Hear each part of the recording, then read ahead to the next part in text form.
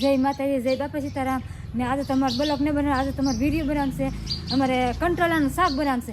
પહેલાં તમારે કંટ્રોલા વીણવા જવા પડશે. અમારે ફૂઈની વાડી છે બાજુમાં, તો અમે પહેલાં કંટ્રોલા વીણવા જઈએ, પછી અમે તમને બતાવીએ આગળ. કારણ કે આજે કંટોલાનું શાક બનાવે છે. કંટોલા એને ઘણા નામથી ઓળખાય. આમ કંટોલા કે કંકોડા કે એની સબ્જી બનાવેની છે. તો રૂપા કેવી રીતે બનાવે કેવી રીતે નહીં એ જોવું હોય તો ઠેર સુધી બિના રહેજો, અને એક લાઈક કરી દેજો, અને ચેનલમાં ન હોય તો સબસ્ક્રાઇબ કરવાનું ભૂલતા નહીં. અને હવે અમે અહીં જઈ કંટોલા તોડવા. હા, ઈ તો કંટોલા જ છે. તો જઈ કંટોલા તોડવા. પેલા તો હું કાંક લઈ આવું ઠામડું, કંટ્રોલા વીણી નાખવા તો પડશે જ તી, એટલે લઈ આવું. એટલા બધા સરી ગયા હોય તો આખી કાતરત ભરાઈ ગઈ હોય તો હાલો તમે જઈ કંટ્રોલા વીણવા. અમે આવી જશું કંટ્રોલા વેલે.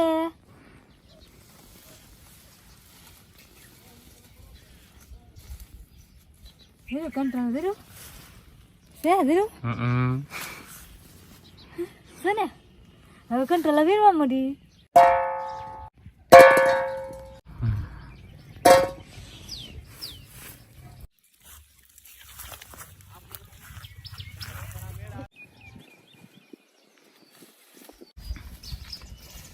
બસ જો એટલા કંટ્રોલા જરાશે, એટલા કંટ્રોલાનું તમારે શાક થઈ રહે.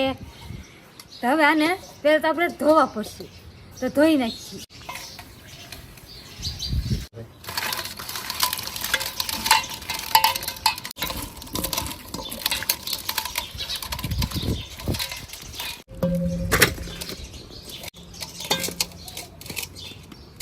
આપણે હંધો મસાલો લઈ આવ્યા છે, હું તમને બતાવી દઉં હું જોહે એમ. તો પહેલાં તો આપણે લેવા છીએ ધાણા, પછી આ લસણ એ જોહે, પછી આ ડુંગળી જોહે, પછી આ મરચાં, પછી આ મિક્સ સેવડો સવાળું કહેવાય આમ તો, ને આ ગાંઠિયા. એટલું વસ્તુ જોહે. તો આપણે એટલું વસ્તુ અહીં લઈને આવ્યા છીએ. તો હવે આપણે હંધુ એને સુધારવા મળીએ. પહેલાં તો આપણે લહણ ફોડશું, એમાં વધારે વાર લાગે, એટલે એ પહેલાં ફોડવા મળી લહણ. લીંબુ ને ટમેટો ન નાખીએ કે એટલા માટે કે શાક છે ને કરવું થઈ જાય.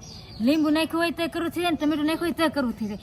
એટલે એ બે વસ્તુ નહીં નાખવાનું, બીજું આપણે નાખવાનું.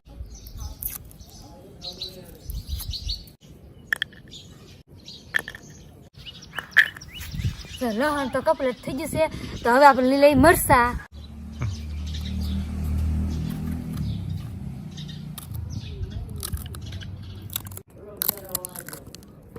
આ મરચાનું કટિંગ કર્યું ને એના આપણે આમાં નાખી દઈએ, તેને ખમણી નાખી. આના ભેગું પાછું આ લહણે નાખી દઈએ, તો બે હારે ભેગું ખમણી દે.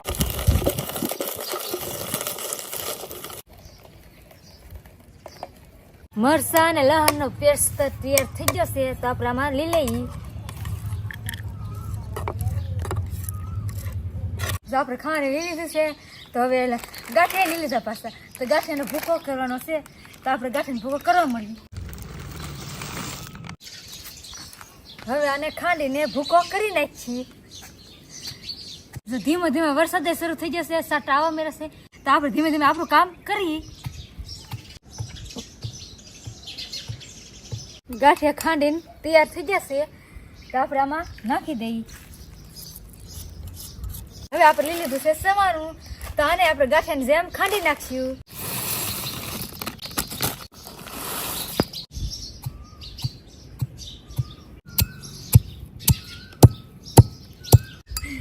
મિક્સ સેવર હતો એ ખંડાઈને તૈયાર થઈ જશે, તો આપણે એને આમાં લઈ લઈએ.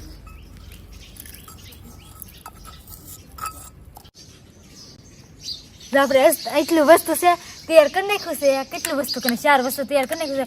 તો આપણે હવે લેવાનું છે કંટોલા, ને આ ડુંગળી તો છે ને, ડુંગળી તો છેલ્લે મોરવાનું હો, નકર પછી કરવી થઈ જાય. એટલે ડુંગળી છેલ્લે મોરશું. હવે લઈ લઈ કંટોરા, તો હવે કંટોરા મોરવા મળીએ. આ લઈ લીધી ડીશ, આ લઈ લીધી સાકુ, તો હવે કંટોરા મોરવાની તૈયાર કરી નાખીએ. જો આપણે લઈ લીધા છે કંટોલા. આ કંટોલા બધા છે ને કાકર પાડીને શાક કરે, ને આપણે કાકર રહેવા દેવાનું છે. આપણે કાકર પાડવા નથી. કાકર પાડી નાખી તો સવાજ વીએ જાય, ને સવાજવાળું શાક ખાવું હોય તો કાકર પાડવા નહીં, ને એમને મોરવાના. તો આપણે છે ને હવે એમને મોર નાખીએ.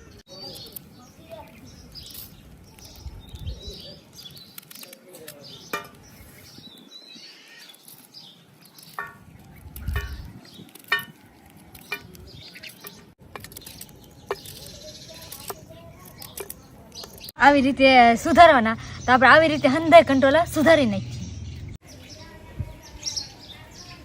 એટલે આ વરસાદ તો બહુ આવવા મળ્યો તો ખરી. હર ખાઈ કે મારી પર વીરા તો મને જાવ દે હું એ પલ્લી રહી પાછી અને લેવા આવું પછી ખાય ખા વરસાદ બહુ આવવા મળ્યો. જો વરસાદ આવી જશે ને આપણે વી અંદર અય તમે હાલો ને ઘરે વાર મોર આવવા મને મારામાં કેટલી બંને વાર લાગશે કેટલા બંને સમજાવ તો કેટલી મોરાઈ રહેશે કેવાની મોરું તો મોરાઈ ને આવી હાલો. તો હવે આપણે આવી જશે અને આગળ જો કંટ્રોલર ફટાફટ મોડા જાય છે. એ તો હું કેવું મોરું તો મોરાઈ જઈને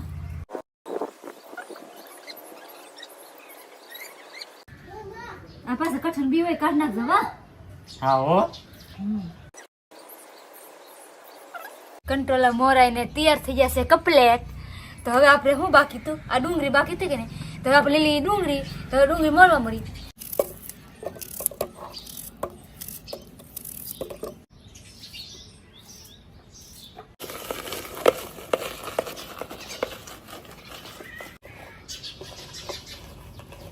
ડુંગળી થઈ ગઈ છે તૈયાર તો આપણે એને આમાં લઈ લઈએ.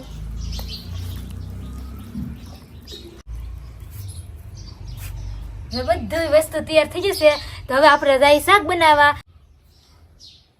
આજ આપણે શાક બનાવવાનું છે ગેસ ઉપર કારણ કે એક જ ધારો વરસાદ આવે છે બંતર અંદર પલ્લી જાય તો બંતર હકતા નહીં તો સુલે કેમ રાંધવું એમ કે તમે ગેસ વી તો ગેસ ઘાઈ ઘા થઈ જાય ને સુલે તો કેટલી વાર 2 કલાક તો થાય તાપ કર એટલે ગેસ ઉપર વી પહેલા તો મૂકી દઈ તપેલી હાલો મૂકી દઈ તપેલી હવે નામી દઈ તેલ તેલ આવી ગયું છે તો હવે આપણે નાખી દઈએ જીરું હવે આપણે નાખી દઈએ વઘાણી હવે નાખી દઈએ કંટ્રોલર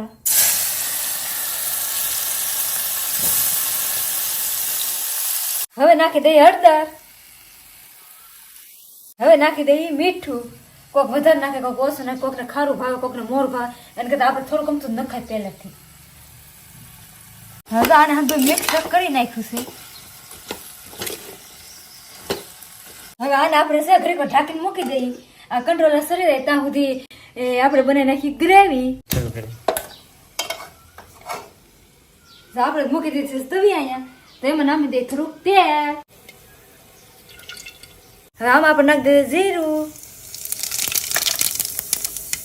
હવે નાખી દઈએ હિંગ હવે નાખી દઈએ ડુંગળી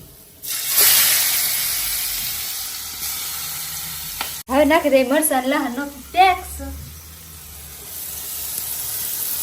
હવે નાખી દઈએ હળદર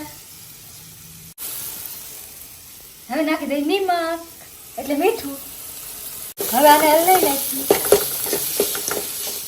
હવે આને ઘડીક વાર ઢાંકી દઈએ સરી જાય ત્યાં સુધી.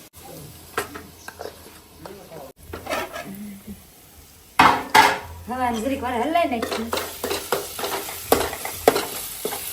હવે તો હાવ સરી ગયું. હવે નાખી દઈએ સવાનું હવે નાખી દઈએ ગાંઠિયા ગ્રેવી થઈ ગઈ છે તૈયાર. જો કંટ્રોલર થઈ જશે મસ્તીના તૈયાર સરી જાય તો કેવા મસ્ત મસ્ત. હવે આપણે આમાં નાખી દઈશું મરચું હવે તો મરચું ને કંટ્રોલ થઈ જશે કપલેટ તો હવે આપણે ગ્રેવી છે ને મારી પર નાખી દઈએ.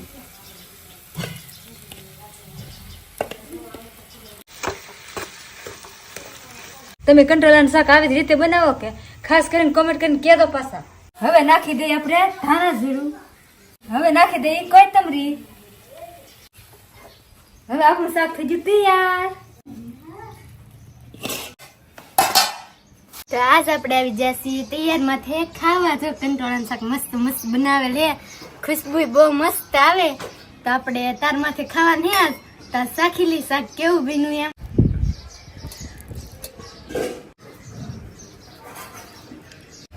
તો મસ્ત મસ્ત ભાણામાં આપી દીધું તો હવે આપણે શાક ટેસ્ટ કરી લઈએ.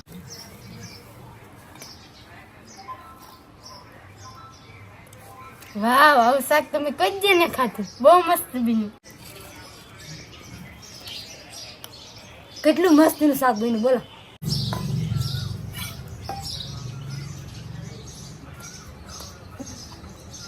સુપર એક નંબર શાક બન્યું. બાકી તમે ઘરે આવી રીતે શાક બનાવો કે નહીં એ ખાસ કરીને કમેન્ટની અંદર જણાવી દેજો અને આજનો વિડીયો તમને કેવો લાગ્યો પાછા ખાસ જણાવજો. શાક તો બહુ મસ્ત બીનું, આવી રીતે ઘરે બનાવીને ટ્રાય કરજો, બહુ સુપર બનશે.